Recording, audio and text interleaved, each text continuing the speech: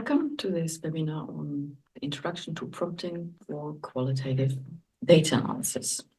I want to start this presentation by just presenting you some options of tools you can use. You can access them later in the PowerPoint presentation. Everybody's always talking about ChatGPT. Well, it's also on here in the links, but there are also other tools. And some of the tools also provide access to the internet also in the free version that you can use. Some of the chatbots allow you to upload documents, which you can do in the paid version of ChatGPT, but there is something that's called a ChatGPT file uploader. It's a Google extension, Chrome extension. And then if you use Chrome as a browser, you can upload files as well to your free version of ChatGPT. Yeah, the Grok is the one from X that was recently made available as open source, and the playground is quite new. It's a very fascinating, very fast possibility to chat with AI. In the Higgs AI, well, you can also upload documents. You have access to also Claude, which also, in terms of quality, has recently reached ChatGPT 4 as well. Here are some other tools that allow you to upload documents. And the second one here is something you need. The paid version of ChatGPT is a GPT I created while experimenting, waiting until our tool Ludra is ready. You can, I didn't make it available publicly, so you don't find it if you search for it, but via this link, you can access it. And what the experiment behind that is that I've given the GPT instruction how to conduct a content or thematic analysis. So if you go to that bot and you ask, colleagues, can you help me with my analysis, and it can guide you. At least that's the idea behind it. You will learn more about that also later in the presentation. The last tool is also for conversational qualitative analysis. The light version is not as good anymore. Last summer, when they had no paid version yet, it was quality was much better. But for trying it out, experimenting, I think you might get an idea how this conversational analysis works. Now, on this page, you find an AI search engine, which is free to use, and 3 tools that you can use offline. It does require a bit of technical knowledge and a computer that has an external graphic card with GPU. I wouldn't be able to do that on my business laptop with an internal graphic card. So there are possibilities that allow you to chat offline with documents, and that might be also a good choice for some of you who want to try it out. So before we go now into the next slides, let me walk you kind of through what you can expect. Well, as you can see on this slide, we will talk about components of prompts and how they are made up, but then it also is about how do we effectively write a prompt.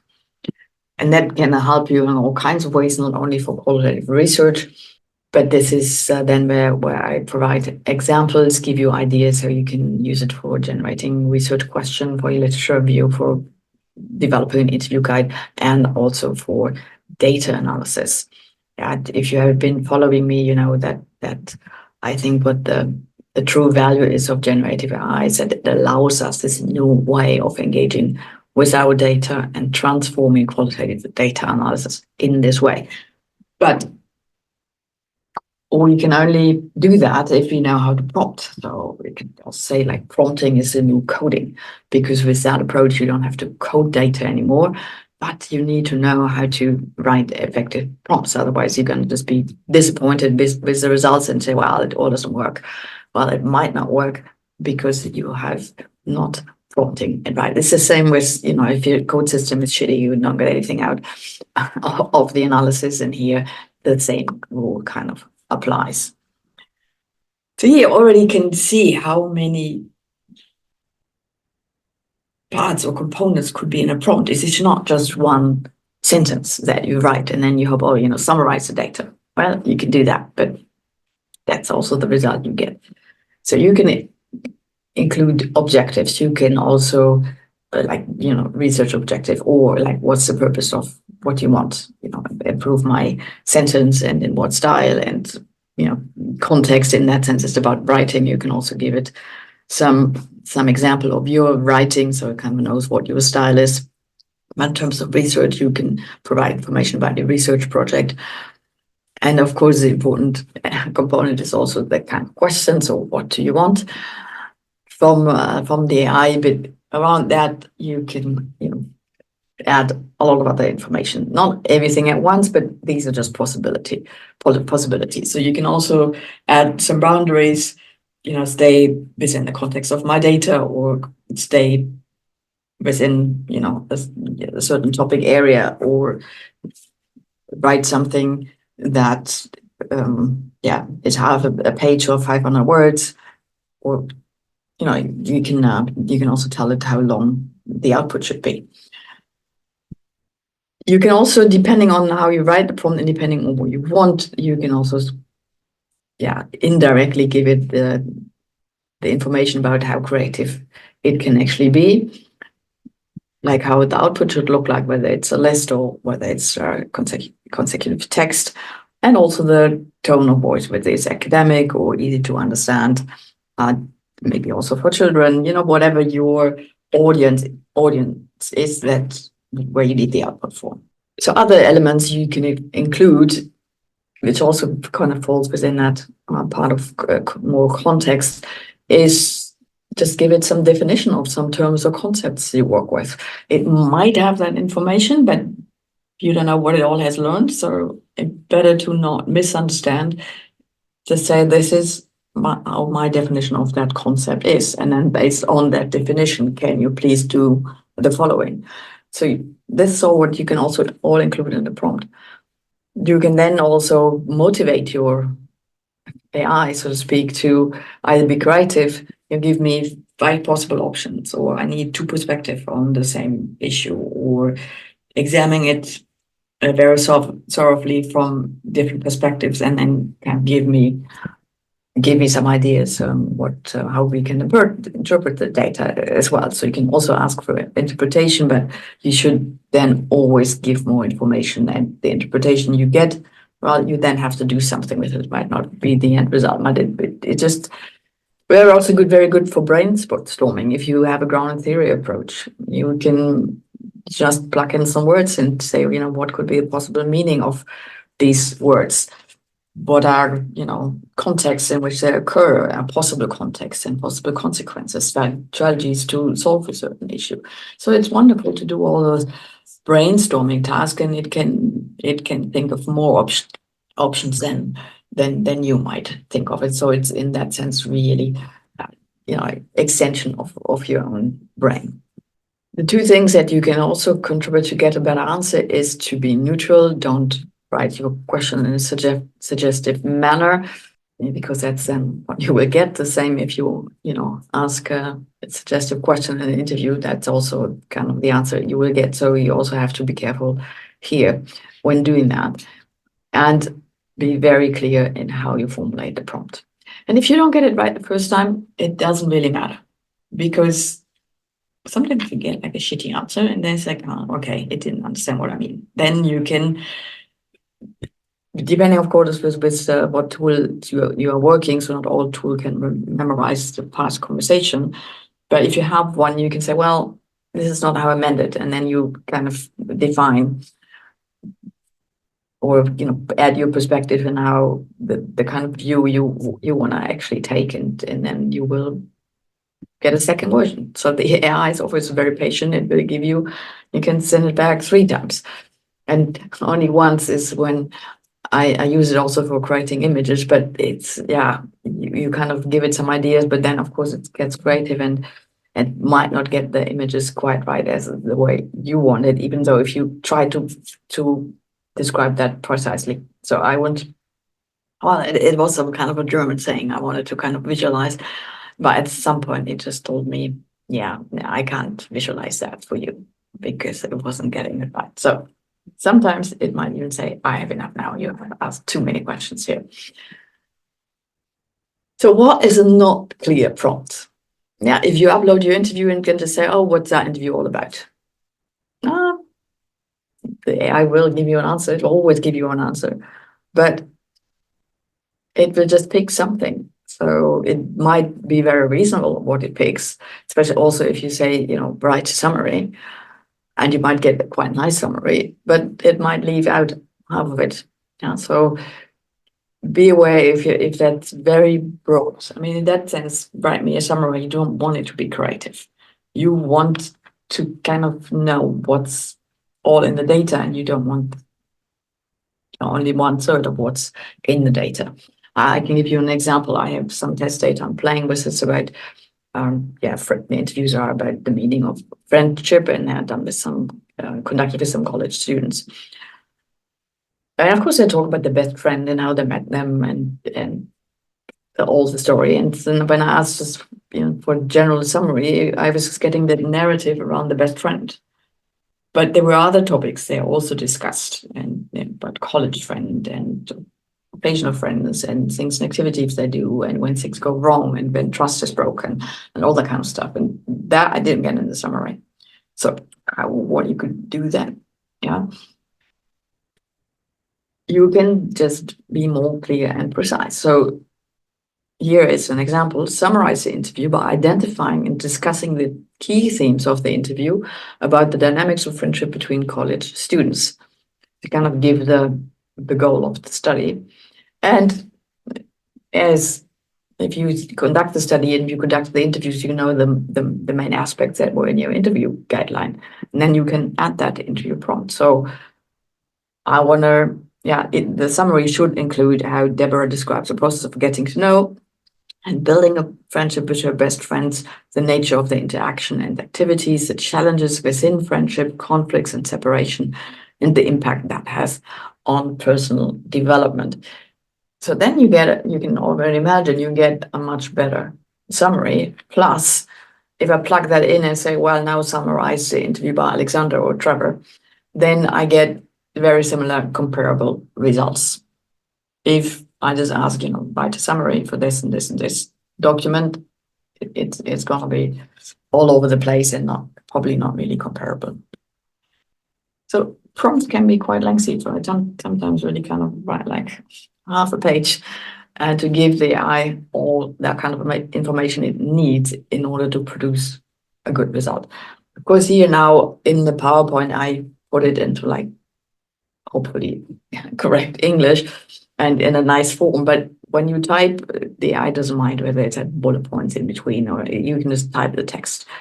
Typos don't matter. Yeah, either you can just type down your ideas, and important is that the AI has the information about your data, and form doesn't matter so much. So here's some other examples. You can add information about the form, use of professional but friendly tone in the output, highlight key results and their significance, or also identify positive and negative perspective, organize them by topic. So just to give you an idea what kind of elements you can put in a prompt, and that those will actually enhance the results that you will get. Yeah, we have another example. Reads a specified technical article and prepares summary that is understandable to a broad, non-expert audience. Focus on presenting the key points and conclusions in simple language. Because you can then also include the aspects, perspectives, or what you already know. Maybe, if you conduct the interview, you kind of know what the guide was like, the interview guide. If you have a report that you only skimmed, well, you have seen maybe the major headlines, and then you can also add that into the prompt. And the outcome, some instruction there. The summary should be clear, concise, and free of jargon. Use examples to clarify complex concepts and keep the total length under 500 words. It's a lot to ask, maybe depending on how many perspectives you put in there. Maybe you have to increase the length of the words here. Yeah, so in the next part of the presentation, I'm going to talk about different types of prompts. And in the end, of course, you can all kind of mix and match all of it and put it all together. You might have heard about those terms like zero-shot prompt, few-shot prompts, and one-shot and few-shot prompts. A mouthful to say. So what are they actually? So if you have a zero-shot prompt, then you asked the model something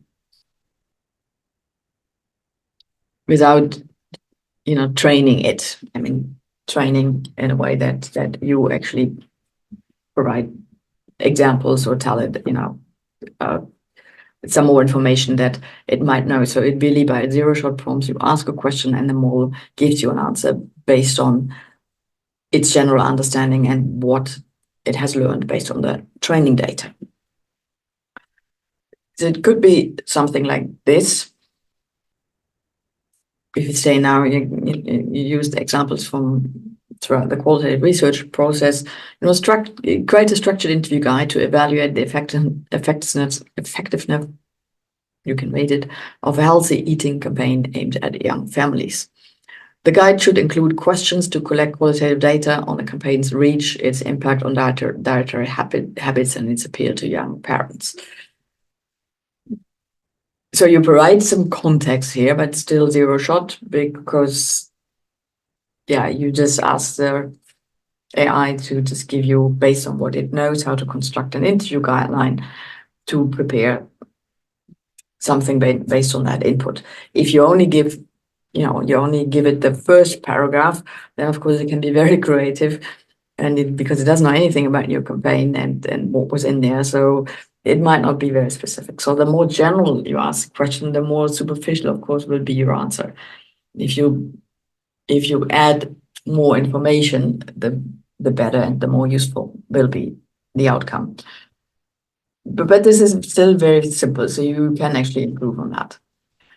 So you can write even some more context here. Yeah, the aim of the campaign, the target group, the campaign activities, and you can also add the research questions. So what do you actually want to know? So that will help it tremendously to actually create an interview guideline that fits your study. So very different. I mean, you can also try out those prompts and ask a very general one. Here, this is my study, write an interview guideline, see what you get, and then give it the same prompt but add more information, and you will see the results will improve tremendously.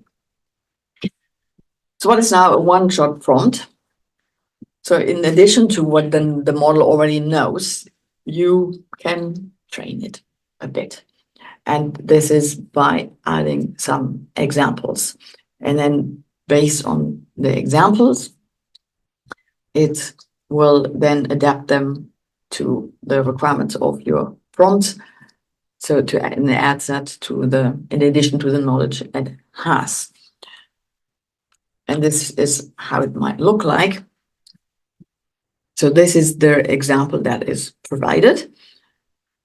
Yeah, you have, let's now assume the data were already collected, you have some interview transcript, and then you figured out, based on my review, these parents who participate in a healthy eating workshop, the parents highlighted that the recipes were easy to implement and that children found the new dishes delicious.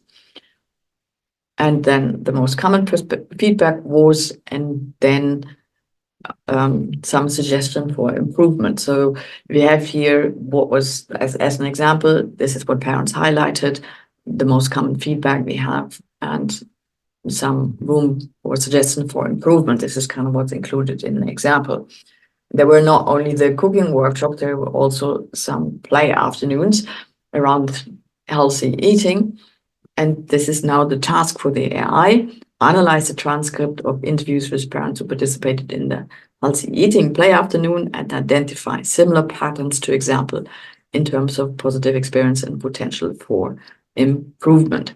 So the AI has some example and now basically need to extrapolate that information and apply it to a new context. And the more elaborate you make that example, then the better the answer.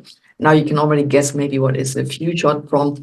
Instead of just providing one example, I can provide 2 or 3 examples. I'm not so sure whether you're aware of this free source, open source. No, is it open source? Well, it is, in any case, it's free to download program called Coder AI. You'll find it on GitHub, and it has an approach that is called horizontal coding. And it's kind of a very nice example of, yeah, depending on how in which way you use it of one shot or few shot prompts. So then you start coding manually in the software, so it's still based on coding.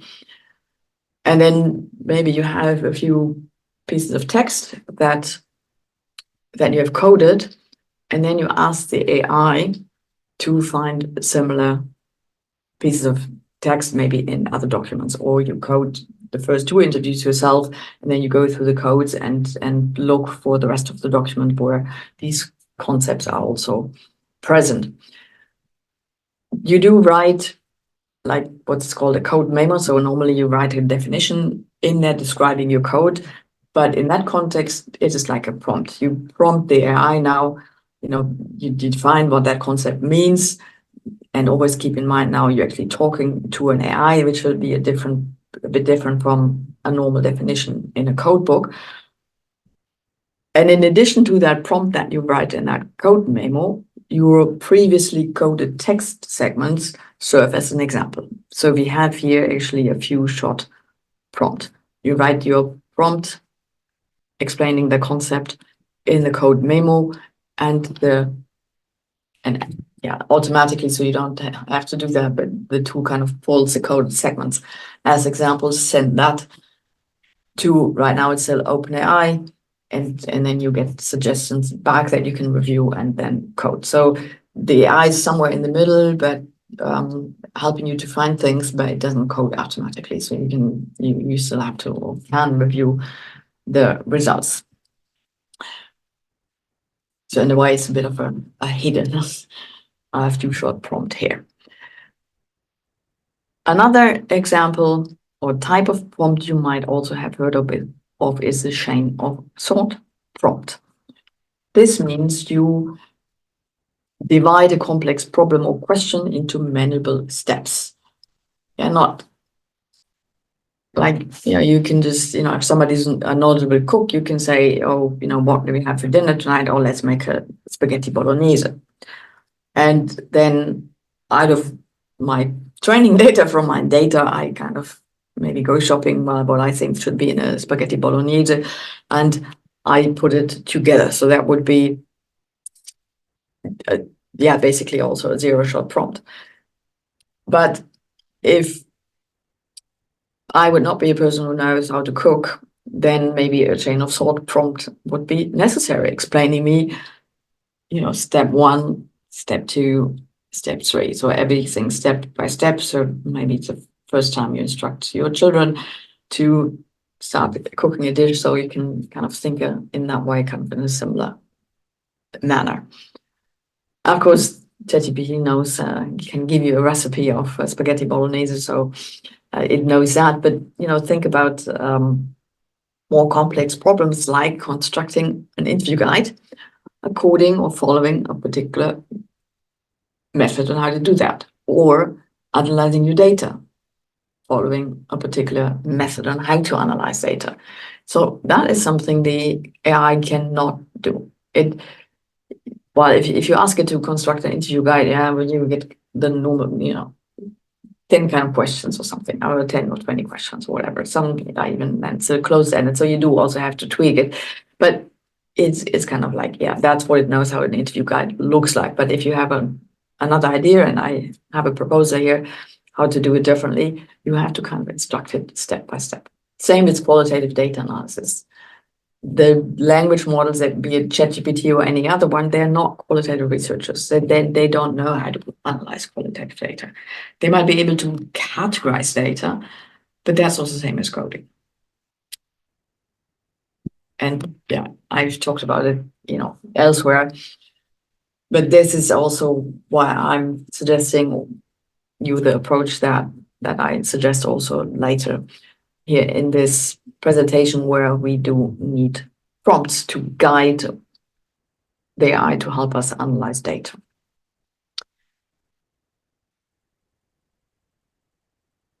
So we start this chain of thought prompt with providing some context. That's not yet part of the chain of thought, but this is again providing information about the study and the research question. Otherwise, how should it be able to write a good interview guide? So it needs that context information.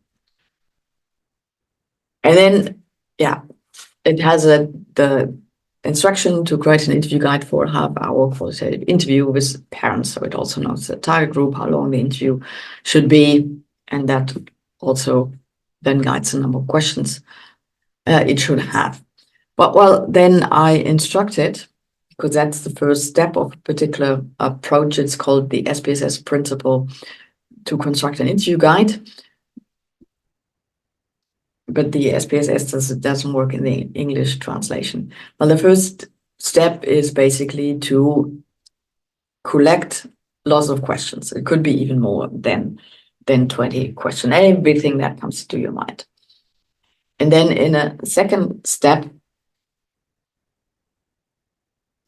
it could be instructed here as well. You go through the question and see whether it's really appropriate for the study, because you just have done lots of brainstorming. Here I kind of left that out here, but maybe assuming that ChatGPT wouldn't suggest anything inappropriate or something that doesn't fit. But it's in any way not yet about the formulation or the precise way the question is formulated. So the next step then is to kind of give me like the storyline for my interview. It suggests something. It should be timeline here, and not timeline. From do we start the interview in the past and go through the present, or start at the campaign and then moving into implementation for everyday life? You think about something that you think fits. So I give it the creativity here, but I ask it to make a few suggestions and then to stop at that point and get back to me. So I can then choose one of the threads it has been proposing. And that also doesn't work with all the chat tools that you have. So it needs to be a chat tool that can memorize the previous conversation. So after I choose an option, arrange the questions from the first step to fit this structure. Yeah, so all questions that have related with the campaign, it can kind of put together, or questions related to implementation, it kind of can bundle together. And so in the end, I'll ask it to create 3 to 5 sets of questions, and each of these sets will represent a main topic in the interview. And then I don't want an interview guideline with like a long list of questions. Basically, for each topic, I need a narrative prompt. And all other questions that kind of fit the topic, they only occur as like keywords in my questionnaire. So, but before we get there, I also instructed the AI, make sure the narrative prompts are clear, easy to understand, regardless of the background of the target group, and also formulate the prompt in a way that it actually encourages people to then talk. That's why it's narrative prompt. They should then start telling their story. I also then added here about asking multiple or closed-ended questions, because it tends to do that. It might not always work that it then doesn't do that, but at least it could be in the prompt, and you have to check that anyway.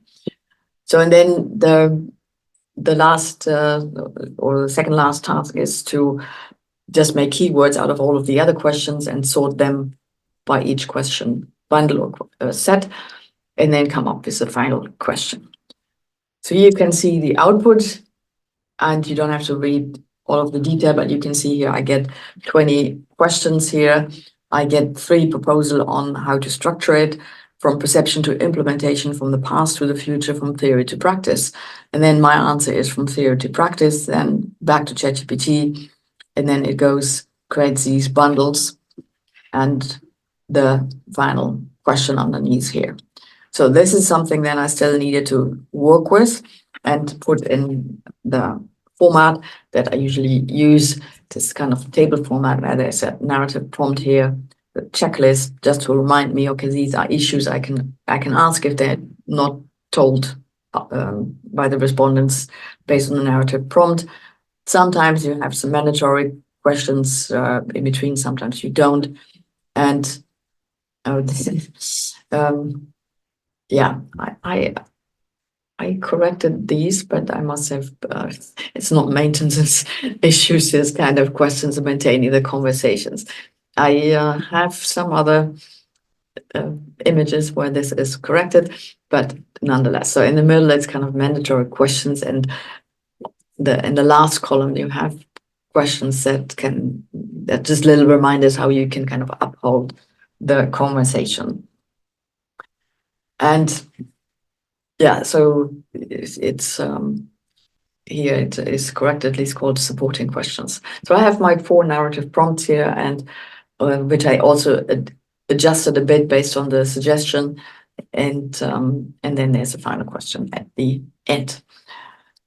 So that was a tremendous help actually to create this guide, because it can take hours for you to get that. Also, generating all these input question at first to just brainstorm, and ChatGPT or any chatbot, no matter, very good in brainstorming with you together. And if you only get 10 good ideas, you can just ask, let's tell it a bit more context information and say, well, come up with another 10 questions, and you can pick and choose from that. So that is an example of where you can guide an AI step by step to solving a more complex problem. And now I have some examples here that should just get you thinking about how you can use AI throughout the research process. You might try the prompts, but these prompts are always, they need to be adapted to your own circumstance, to your own project. And what you see here in the image is also AI generated, that AI cannot spell. So, but that is probably also doing how it reads data and its prediction of letters. And I've seen recently an AI where it's an image generator where they say it can now spell correctly. So that probably will still come in the future. So let's start at the very beginning of the research process. You can use an AI chatbot to help you with defining your research goals. So you give it the context, they want to develop goals for a campaign to improve eating habits in families with young children, including promoting reduced meat consumption. And in addition, I ask it to create some research questions. And with that, I also give the information to enable a better understanding of our target group's motivation, challenges, and preference in the context of healthy eating. So if I would just say, just also create some research question, well, I would be kind of left alone to come up with something. So here also more context is provided, so the AI can be more effective in providing an answer. So it's effective because it contains a specific question. It also contains the focus. What's the study all about? What is the target group? And also indicates the kind of area that I'm interested in, what to focus on in my study. And then they can go ahead and start making some suggestions. That might not be your final version, but it might be a good starting point. And then you can say, oh, these seem to be interesting, and let's kind of work on those questions. So it might also then be an iterative process to get there. So it's not just often, sometimes it's just one prompt and you have something, but sometimes you have to iterate. You can also use it for for approaching your literary search. So this is an example where the prompt says, identify key areas for literature review relevant to our project to promote healthier eating among families with young children. And maybe if you're in a continuous chat and it does remember your previous conversation, you don't have to always enter the information about the project because it kind of knows what it's all about. So what aspect should be examined to support our goal? So it's kind of giving you, basically with that one, it looks into his raw knowledge of, okay, what kind of literature could be interesting in terms of healthier eating habits in the context of families, also with young children. And then we also have the meat consumption aspect in here. So it will just kind of ask his general knowledge to ask for specific areas. A general chatbot you cannot ask really for literature. ChatGPT for the paid version can go into the internet. Others, as you've seen from the list, can also go to the internet and maybe, but it gets just a very few sources. They might also be quite old. So it doesn't really replace you going into the library or accessing a database. But here it's more like, okay, what might be key areas, and the AI can help you there. You can also then ask for specific search terms or phrases that you can use. And if you go to the library and access your database that you have access to by your library, and then it also specifies here the factors: eating decisions, family, methods for successful behavior change, and understanding how parental behavior affects children's preferences. So you do again give guidance, what you're interested in, what kind of literature you're looking for, and now you ask it to provide you the search terms that hopefully will give you will give you the result that you're looking for when you're searching for literature. Then you do have these new AI powered programs that are linked to a database. And it's probably also coming more in the future, maybe also also within the context of universities and accessing their database. The ones that are out there now, they access open source literature, and that might not be all literature in your field. So be aware of that. So if you use some of these tools, they are nice. But always be aware that it's only maybe scraping part of the literature, and then maybe you have to do some other searches as well if you want to conduct an academic research project. The nice thing about the AI tool is that you cannot just enter like search terms, that what we now here asking the AI for, but you can, like in a normal sentence, like what we're doing here now with a prompt, asking the AI what to look for, and then it will look into the literature. It will, depending on the tool, also then look at what we do, kind of look at the references. What are the other referenced authors in the article, and will create you kind of a map or knowledge map of a particular area, and also visualize that. So this is a kind of nice addition to your literature view, and maybe also a more fun one than just looking into databases for search terms. I think there will be more to come in the future. So why are those particular prompts effective? Again, we kind of see the elements. Again, it's clear, and it provides a clear and specific objective. It defines also the scope. It gives the target and the area, the focus area. And also in the second one, it outlines the areas of interest and ask a specific question. In the first one, give me the aspects, content areas we can look at. The second one, give me some search terms or phrases I can use. It provides the context and the target, but it still leaves enough room for the AI to produce creative ideas, in the sense to to help you then go and search. Now, after we have our research problem, research question, interview guide, look into the literature, maybe refining the research question based on what we learned from the literature. Well, if it's an empirical study, we also need to think about methodology. Here again, you can ask AI for some suggestion, maybe especially if you have done that like 10 times, you probably know it yourself, what approach you can use. But if not, the AI does have all the knowledge about interview studies and observations, focus group, survey, whatever. So it can be, if you give the goal of your study, it can make some reasonable suggestion on how you can approach that. And so here is, just read it. The aim is to evaluate a campaign. So you provide the greater context. And the aim of the campaign is to encourage families with small children to adapt a healthier low meat diet. So we know that by now.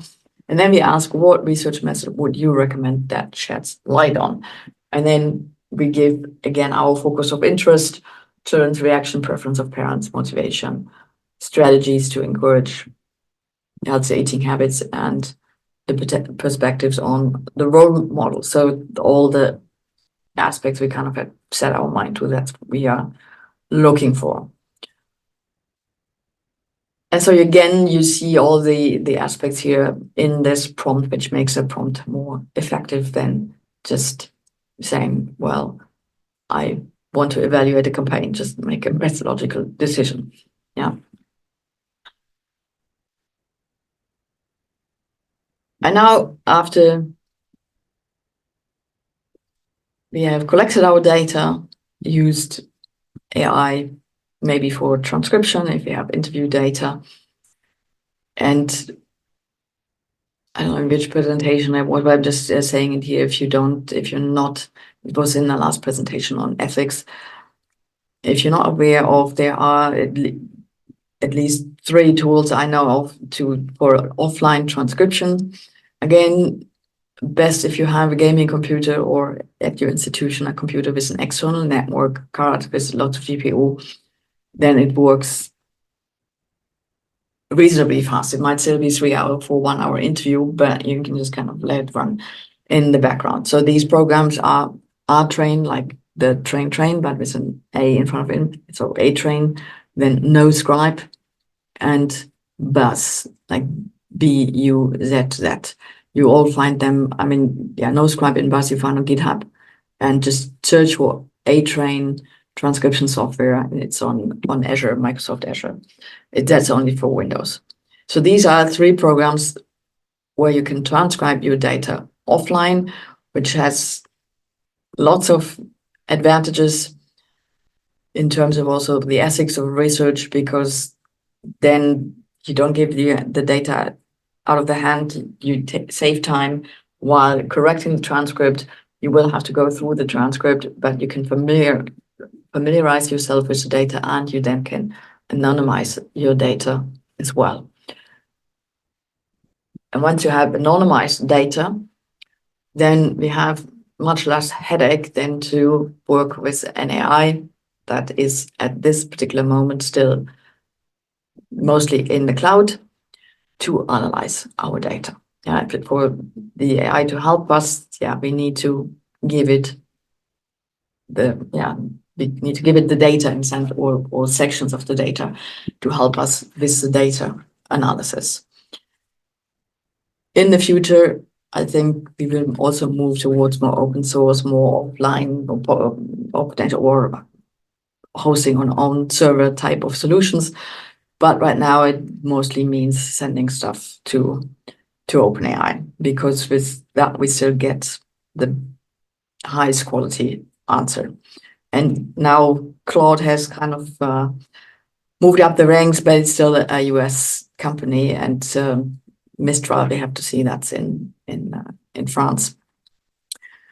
So these are, it's just a bit future, but things have been moving so fast. So I think in a year's time, we might have moved beyond some of these problems.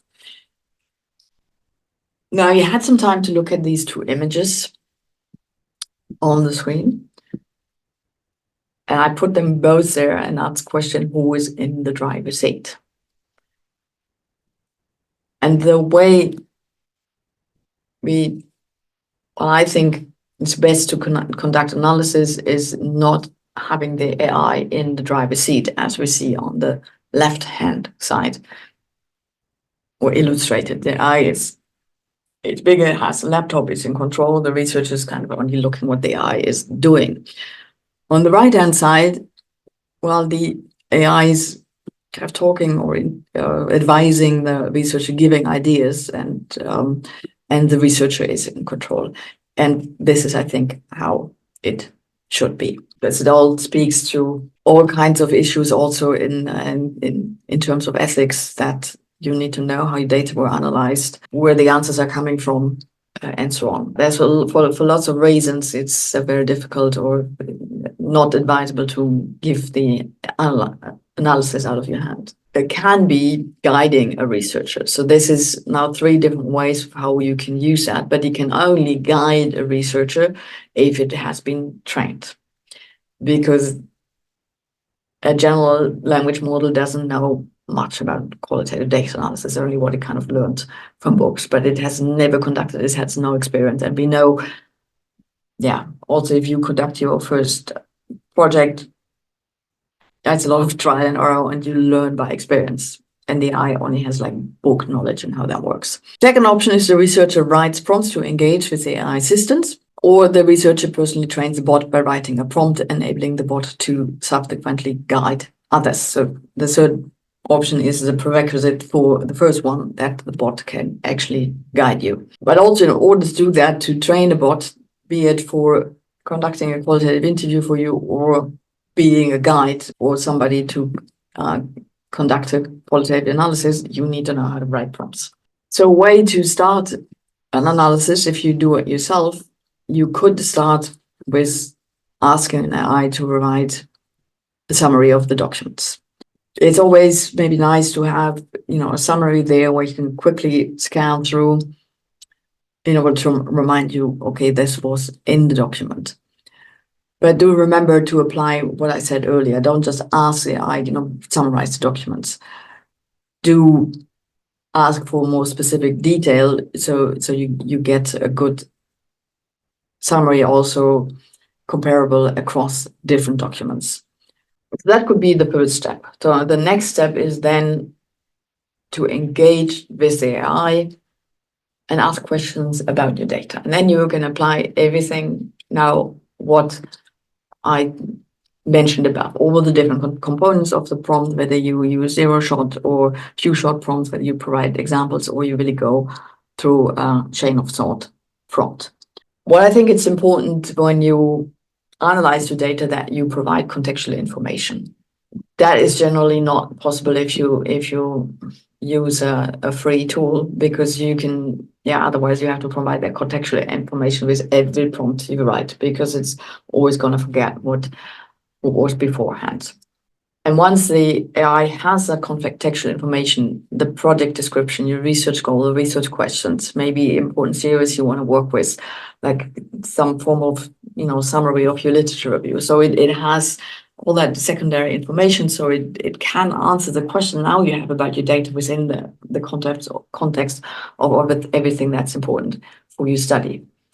And then when it has the research question, you can just simply ask you, let's start with research question 1. You don't only have to formulate with what research question 1 is, or say, let's now work with research question 1, and I would be interested in the following aspects. So it's often not that it's an answer to one research question. Often you have to ask multiple questions to find an answer to that research question. So often the bot will, of course, say, of course, and it starts repeating a question before it gives an answer. And then you start going into dialogue with the bot. And it can be just a fairly natural conversation. So if you're not happy with the answer, you can say, can you really not find more about this at all, what you found? So please go back and take a look again. And it, of course, requires that you know your data, you kind of have an idea, it left something out, or if you also think it's quite thin, if you work with reports, you might have just skimmed the reports, but it's, yeah, you cannot not really ask good questions if you don't know what the data is all about, because then you don't know whether whatever comes back is already exhaustive and sufficient, or it is just kind of on the surface. Usually if you send the AI back to look again, it will come up with a better answer. So that is also something that has been learned over time. You can also, if you really get crappy answers and you think, yeah, you have heard about, the lazy ChatGPT before Christmas. And apparently things seem to help if you kind of say, this is very important. I need to submit my paper and we need to really work on it now. And this is really important. Otherwise I'm not getting my thesis. So if you add those kind of additions to a prompt, it has been heard of, that then also the answers are better. So then my suggestion is on how to approach such an analysis, because often people ask me like, how, if you don't code data, how we do it then? Yeah, that you start with one topic and then you ask questions about it and you get some answers, and then you start summarizing in your own words and interpreting everything that you now learned about that one research question. And a good tool will also give you references so that you're not just getting the answers off the bot, but it tells you where it or has a link about that links to the data behind it. Then you can also go back to the original resources or source documents to see where an answer comes from. So then once you have a good idea of what are the aspects in the data that provide an answer to a specific question, you can summarize that in your own words, add interpretation, maybe already links to theory if you already know that. At that point, that might come later. But you can then upload that again to the AI. The AI has your data, it knows the data. So it now can check whatever you wrote back with the context of the data. So now you can ask it whether it makes sense in light of your previous discussion, whether you left something out, whether your arguments that you provide are logical, so it can also do that very well. And then if you haven't included that before, you might also then ask it, do you have one or two quotes that illustrate the findings we have so far? You can continue with your question. Now I say, let's find things in the data model for the following question. Yeah, so this is an example of, again, where a researcher is not really happy and says, well, the answer is not very detailed enough. So don't the respondents provide like an example? Don't they describe the process? Please go back in the data and pull that out for me. So you can always go and ask further follow-up questions, or you get an answer and then I didn't see that, or I didn't remember that, and then go back and find something more. Sometimes I hear people say, yeah, but do you find something surprising if you work with this approach? Yeah, especially these are those moments. It gives you something back where you think, oh, that's not interesting. You do follow up, and then you follow up on that idea. So it's similar with coding in a way that when you work with your data and you code your data or you pull something out, and then you realize something in your data, and then you go back into your data and ask more questions, or query your data in different ways. Same you can do here. So you will find not only what you're looking for, but by working with the AI in an iterative manner, you also will find and get new ideas and see how things are related to each other. That of course means you can't just start with these are my 4 big research questions. Was the campaign successful? Yeah, that will give you quite superficial answer. You really have to break it down and okay, let's now work on the success factors of the campaign, and then you ask specific questions about it, go into the data and work interactively. Yeah, here I read a few examples here. The following appears to be an interesting connection. Then you have to write a bit more what that interesting connection is. Can you find similar examples in the data material?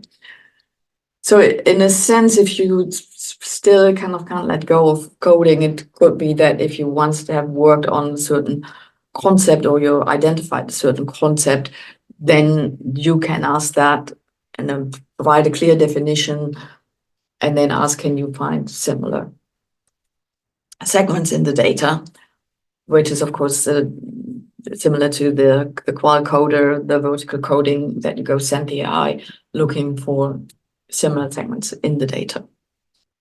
And another option that is also possible is that you can compare all answers from participants from urban and rural areas related to a particular question. For this, of course, you need to provide context information. Interview, with Sabrina, she's from urban area, and with Tom, he's urban, and Cecilia is rural, and so on. So you can add that into the prompt, and if their speaker identifies in the interviews, then the AI might be able to do that. This is, of course, something we have integrated in our software because it's a very typical way of querying your data also in the social sciences, where you compare and contrast groups based on various attributes and values. And in Ludra, you can specify that as context information in the beginning, and then it's an easy way to ask that. But it doesn't mean you couldn't do that in a more general bot, but you need to then always include that whole thing in a prompt in order for it to be able to do that. Yeah, so this is hopefully having given you some ideas on how you can approach an analysis in an interactive manner. And on the next couple of slides, and I maybe just start reading the very beginning, but not all of it. You can just read that in the PowerPoint later. Is a prompt it goes over a couple of slides here as an attempt to train a bot, and that's kind of built in that GPT I wrote in. They have the link at the beginning of the presentation, and also something we are experimenting with within Ludra, so we can actually train the bot to help you with your analysis. So if you don't know how to approach it, you can just ask and type in, so I'm here to do, and there's an example of semantic analysis, to analyze my data, I have no idea, can you please help me? So that the bot has enough knowledge to help you through the process of analysis step by step. So in a sense, it's a chain of thought prompt. At the beginning, it has some behavioral instruction and how you are an assistant for retrieval augmented generation. That retrieval augmented means you work not with the universe of data you're trained on, but you work with the uploaded data that you have. And your main task is to support researchers in analyzing qualitative social research data. And you are able to support research in interpreting the types of data. And then when you analyze data, take a reflexive approach, consider multiple perspectives, and avoid assumptions. So it doesn't mean necessarily that it will be completely free of assumptions. You still have to evaluate that, but at least it's in the instruction that it should always consider different perspectives, and it can actually do that quite well. So your approach is objective, based on academic research standards, which one of it is neutrality. Communicate in a conversational tone to make complex data analysis accessible, and be careful when drawing conclusions, preferring to present multiple viewpoints when the data is ambiguous or open to interpretation. So just kind of say, oh, this is how it is. And also the way I tend to work with it is it's more like, I ask the AI for ideas, different perspectives, but at the end, it's, in this case, me or the researcher who calls the final shots. The AI is only there not to provide, the final interpretation, but just the way to get there. That's why, I think all the tools that promise analysis and just, you press on a button, AI will summarize your data, where you can, in some tools, provide some context, and that's your result. Yeah, you can imagine the quality of the results. It stays very much at the surface. And for some purposes, I wouldn't say for academic research, but for other purposes, that might be all what's needed. And if it's a more structured approach, if it's very short interviews, open-ended questions from a survey where you have lots of respondents saying similar things, so there's lots, quite some repetition in the data or similar answers. That might be good enough. But here I'm talking about a more sort of in-depth analysis where, you cannot just press on a button and the AI will provide all of that.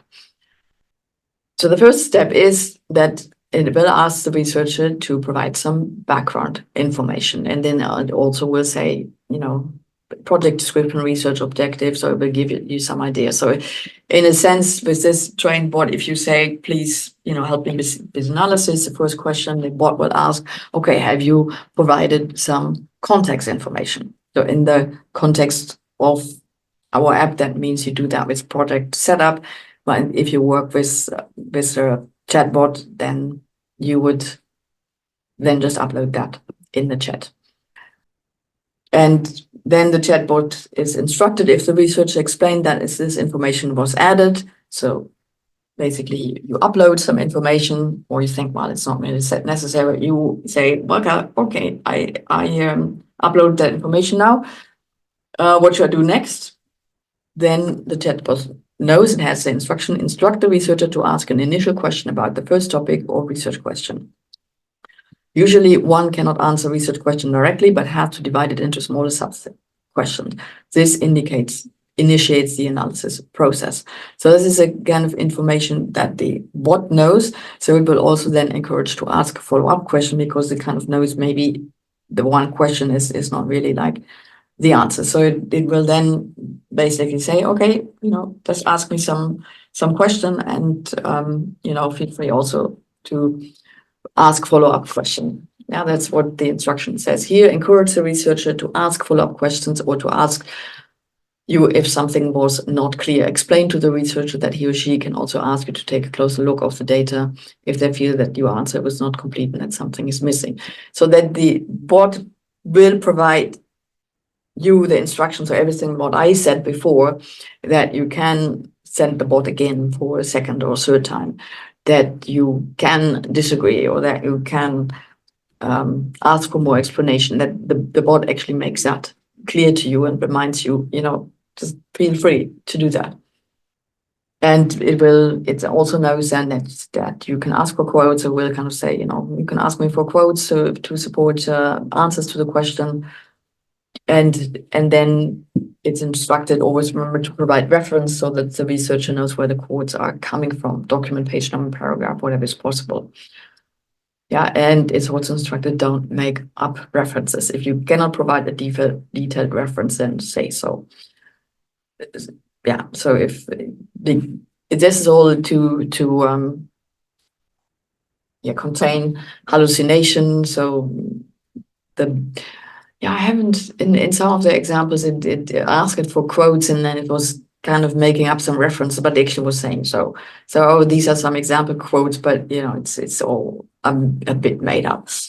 But so here it's instructed to actually say, I cannot provide references here. But that's where the researcher then can provide more information. Yeah, so basically what we see here in the instruction is what I presented before. So as a researcher, if you know this process, you don't need to guide. You don't need the AI bot to guide you. So you can just kind of follow that process yourself. And this is still experimental. It's still, you need to try that out a few times, maybe crooked, and see, where we need to improve that process. But it is not something where you can provide like prompts. This is what you need to do. It's same thing with coding. You can provide some general instruction how to build a code system, but every product requires different codes, and the structure will be slightly different depending. Yeah, of course, it always has categories and subcodes, but how they're all organized, that always depends on the research data at hand. So that's very similar here. It's not like a laundry list of prompts that you can use. You always have to, it's more about the process. And then understanding the process, then you can also know how to prompt the bot. Yeah, so here I have kind of built in that the bot asks then the researcher, okay, please summarize what you now learned from me, maybe add your own interpretation, then please upload that text again for me so I can validate.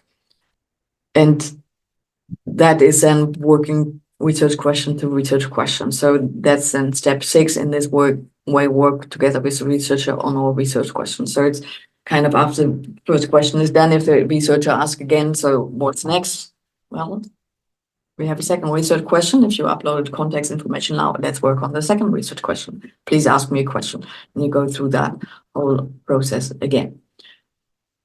And this is just a possibility if you want to do identify themes, you want to do thematic analysis, that after you worked through all the questions and developed some concepts, is then to, based on all of that, identify some overarching themes together with the researcher.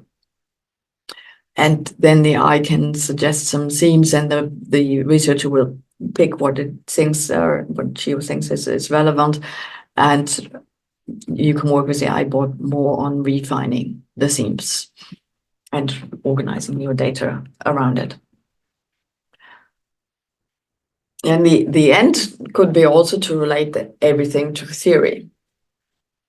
So this requires a bot that perhaps stays within your own data, but that can also go outside the data and ask, makes use of everything, kind of knows it was trained on. Or you can also make it closed if you then provide information of the major theories you have, or definitions, maybe some models you want to test and so on. And then ask the AI, okay, here are my theories, here now we have the research findings. So you might want to have this stage, it probably takes some time to work through all the research questions, and you might have to upload again the summary of the research question, kind of say, okay, that's what we now worked on, now let's relate this to a particular theory so we can explain the findings in light of the theory.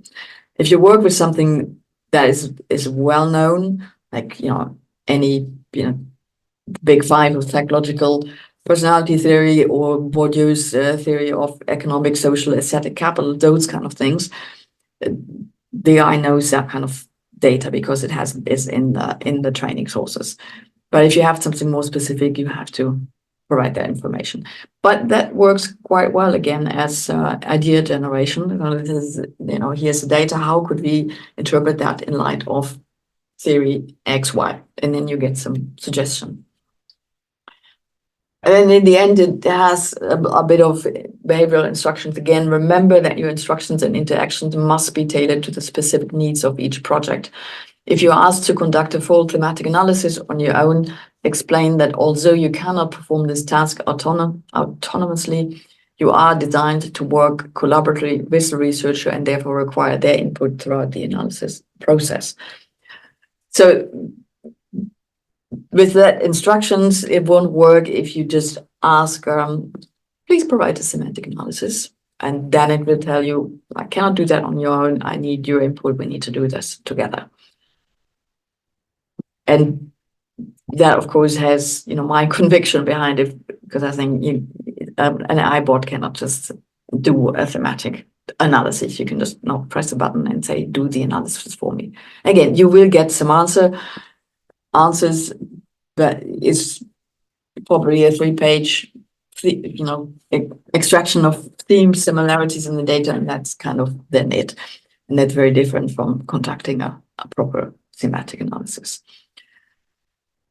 So that, just as a general information, and what you can see here, this is a particular training on top of a trained a language model.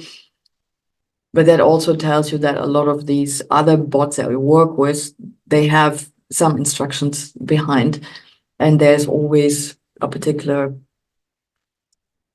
value, a particular knowledge, experience that has been put into the instruction. So none of these bots are objective or value free. And also, well, we know ChatGPT is censored, and now I think Mistral, they say it's not censored. Of course, then you can go into areas where ChatGPT doesn't want you to go. So there's a lot of human intervention in there, and that's also why I think it's so important to go into interaction with the bot, to take the answers as suggestions that you can work with. But every language model is trained for a particular purpose.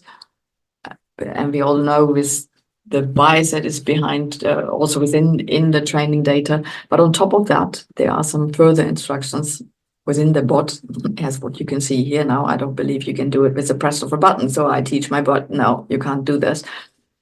And you will have that with other bots then you also work with.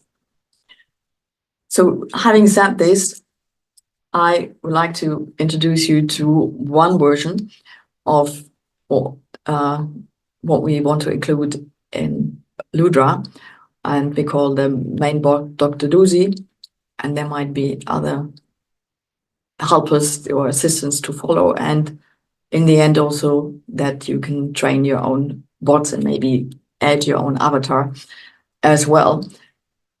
But then this already gives you a first introduction how you might want to train your own bot.